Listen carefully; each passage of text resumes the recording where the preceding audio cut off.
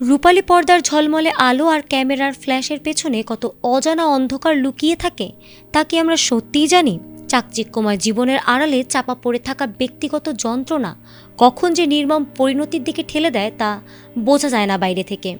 বিনোদন জগতের এমনই এক মর্মান্তিক ঘটনায় শোক স্তব্ধ সহকর্মী ও ভক্তরা।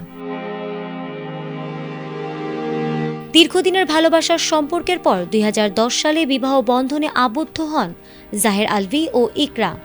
তাদের সংসার জীবনে এমন পরিণতি কেউ কল্পনাও করেননি। সহকর্মী ও ঘনিষ্ঠজনেরা বলছেন, ব্যক্তিগত জীবনের টানাপোড়েন বাইরে থেকে বোঝা যায় না সব সময়।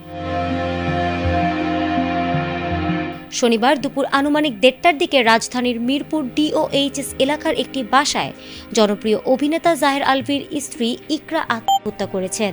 আর এই বিষয়টি নিশ্চিত করেছেন অভিনেতার শ্বশুরবাড়ির সদস্যরা এবং জনপ্রিয় অভিনেতা আলভী নিজেও। ঘটনাটি ঘিরে তৈরি হয়েছে রহস্য।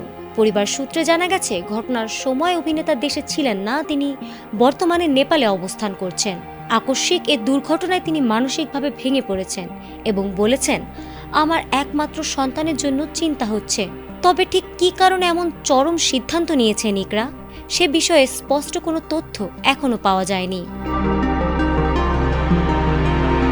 গত কয়েক বছর ধরেই অভিনেত্রী ইফফাত আরা তিথির সঙ্গে আলভীর প্রেমের গুঞ্জন চলছে, যদিও বরাবর বিষয়টি অস্বীকার করেছেন তারা।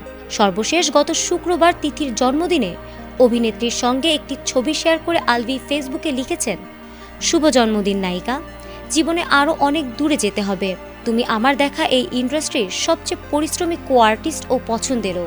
তোমার পরিশ্রম তোমাকে এগিয়ে নিয়ে যাবেই। সহজ সরল সুন্দর হোক তোমার জীবন। আর এরপরের দিনই এলো জাহের আলভীর স্ত্রী ইকরার আত্মহত্যার খবর। জানা গেছে এই মুহূর্তে নেপালে আলভীর সঙ্গে তিথিও অবস্থান করছেন। এই ঘটনা যেন আবারও মনে করিয়ে দিল, চকচকে আলোর নিচেও থাকতে পারে গভীর অন্ধকার। মানুষের মানসিক স্বাস্থ্যের গুরুত্ব ও পারিবারিক যোগাযোগের প্রয়োজনীয়তা নিয়ে যেন নতুন করে ভাবার সময় এসেছে। Desk report, ATN Bangla.